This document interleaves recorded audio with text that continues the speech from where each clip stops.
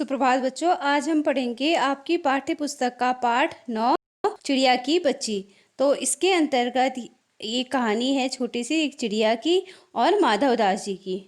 अब माधव दास जी एक बहुत ही अमीर और धनी व्यक्ति हैं और साथ ही वह स्वभाव से कला प्रेमी भी हैं और दूसरों पर दया भाव रखने वाले भी हैं। अब माधव दास जी की कहानी को देखिए। माधव दास ने अपनी संगमरमर की नई कोठी बनाई है। अब यहाँ पे संगमरमर का अर्थ होता है बच्चों मार्बल। उन्होंने मार्बल का एक सुंदर सा अपना बड़ी सी एक कोठी बनाई है। उसके सामने उन्होंने एक सुंदर सा बगीचा भी लगाया है, क्योंकि वह क्या है, कला के बहुत ज़्यादा प्रेमी हैं। उन्हें पेड़ पौधे लगाना बहुत अच्छा लगता है। अब उनके पास पैसे भी की कोई कमी नहीं है और साथ ही उनको कोई लत भी नहीं है, किसी चीज़ का व्यसन भी नहीं है। वो कोई किसी प्रकार का कोई नशा भी नहीं करते हैं और वह एक सुंदर अभिरुचि के आदमी हैं, क्योंकि उनको नई नई सुंदर सुंदर चीज़ें को सजावट का कार्य उन्हें बहुत अच्छा लगता है। पेड़ पौधों को सजाना, उसके साथ ही जो सुंदर सुंदर उनके पास रुकाबियाँ हैं उनको सजाना और घर को अच्छे से सजाना और प्रकृति की चीज़ों को लेके एक सुंदर माहौल को बनाना उनको बहुत ज़्यादा अच्छा लगता है। फूल पौधों और रकाबियों से हौजों में लगे फव्वारों से उछलता हुआ पानी उनको बहुत ज़्यादा अच्छा लगता है। अब रकाबियों का अर्थ होता है यहाँ पे जैसे कोई एक छोटा सा घर में सजावट के लिए एक तालाब बनाया जाता है बगीचे में, और बीच में क्या रखा जाता है, एक गमला, उसमें से फव्वारे से पानी निकलता है, तो उसको, उस गमले को जिसमें से पानी निकलता है उसको रकाबिया कहा जाता है। अब उसके जो बीच बीच में से पानी निकलता है उसको हौज कहा जाता है। अब समय भी उनके पास काफ़ी है। शाम को जब गर्मी ढल जाती है तो आसमान कई रंग का हो जाता है। अब माधव दास जी जो हैं उनका स्वभाव ऐसा है कि वह जब शाम को थोड़ा गर्मी कम हो जाती है तो वो क्या करते हैं, जब आकाश का रंग नीला हो जाता है या अलग अलग रंग का आकाश हो जाता है, तब वह अपनी कोठी के बाहर एक चबूतरे पर तख्त डालकर मनसब के सहारे गलीचे पर बैठ जाते हैं। गलीचे का अर्थ है वो जो छज्जा है उनके घर का, वहाँ पे वह बैठ जाते हैं और प्रकृति की सुंदर छटा को निहारते हैं, क्योंकि उनका स्वभाव ये है कि वह कला प्रेमी है। प्रकृति को देखना उनको बहुत ज़्यादा पसंद है। मानो उनके मन को तृप्ति मिलती है। अब इन सब चीज़ों को देखकर उनके मन को एक अखंड शांति मिलती है। मित्रों हुए तो उनसे बातचीत भी कर लेते हैं अगर उनके मित्र आए, नहीं तो वो क्या करते हैं, एक हुक्के के सहारे सोच सोच में ही अपने पूरी शाम को वहीं पे बिता देते हैं। अब आज के दिन का क्या हो रहा है उनके साथ, कुछ कुछ बादल हैं, बादल में आसमान में जो बादल हैं थोड़े थोड़े बादल हैं और घटा क्या है, ज़्यादा गहरी नहीं हुई है। बादल इतने गहरे भी नहीं है कि वह बारिश का रूप ले लें, लेकिन आकाश क्या है, सुहावना दिखाई दे रहा है। अब धूप का प्रकाश भी धीरे धीरे उनकी कोठी पर पड़ रहा है।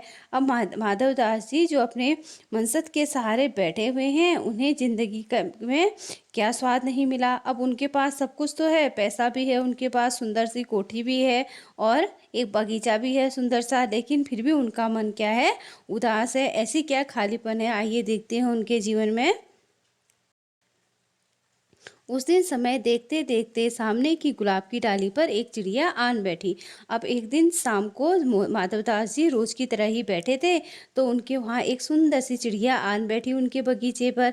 अब चिड़िया कहती बहुत ही सुंदर थी, उसकी गर्दन लाल थी, गुलाबी होते होते किनारों पर जरा सी वह क्या हो गई थी, नीली पड़ गई थी।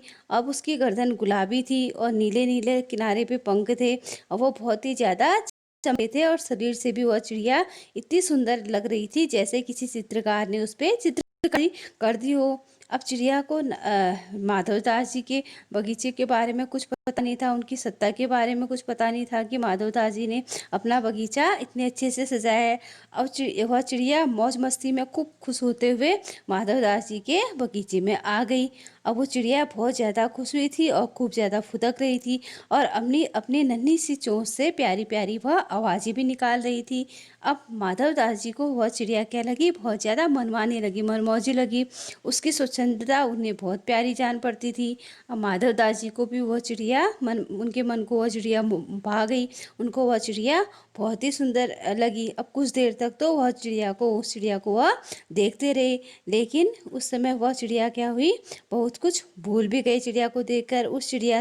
फिर वो उस चिड़िया से बातें करने लगे और उस चिड़िया से कहने लगे कि आओ चिड़िया, तुम तो बहुत ही सुंदर हो। यह बगीचा तुम लोगों के लिए ही कि तुम्हारे लोगों के बिना सुना है, क्योंकि उनने बगीचा सजाया था, सब कुछ तो था बगीचे में, पेड़ पौधे सुंदर सुंदर फूल, लेकिन उसमें कोई पक्षी नहीं थे।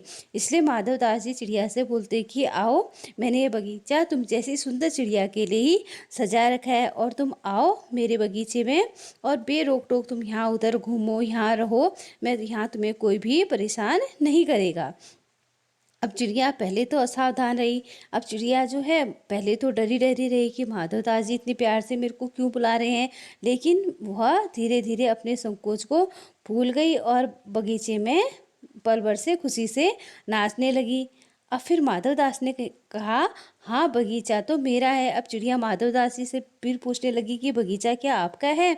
तो चिड़िया माधव दास जी ने कहा, हाँ बगीचा मेरा है, यह संगमरमर की कोठी भी मेरी है, लेकिन तुम सबको अपना ही समझो, सब कुछ तुम्हारा ही है। तुम कितनी भोली हो, कितनी प्यारी हो, जाओ नहीं, यहाँ से जाना मत, तुम यहाँ पर खुशी से रहो जितना तुम्हारा मन चाहे। अब चिड़िया क्या है, बहुत कुछ संकुचा गई। अब थोड़ा बहुत वो संकोच भी करने लगी कि कैसे मैं माधव दास जी के बगीचे को अपना समझूं, उनके कोठी को अपना समझूं कि फिर उससे बोध हुआ। फिर चिड़िया को याद आया कि क्या वह यहाँ के उसने कोई गलती तो नहीं कर बैठी। थोड़ी देर के लिए उसने नाचना छोड़ दिया। अब वह डर भी गई थी और बोली कि अब मैं क्या हूँ, थक गई हूँ। माधव दादी से चिड़िया बोलती है कि अब मैं थक गई हूँ, अब मैं अभी चली जाती हूँ, यह बगीचा तो आपका है, मुझे माफ़ कर दो।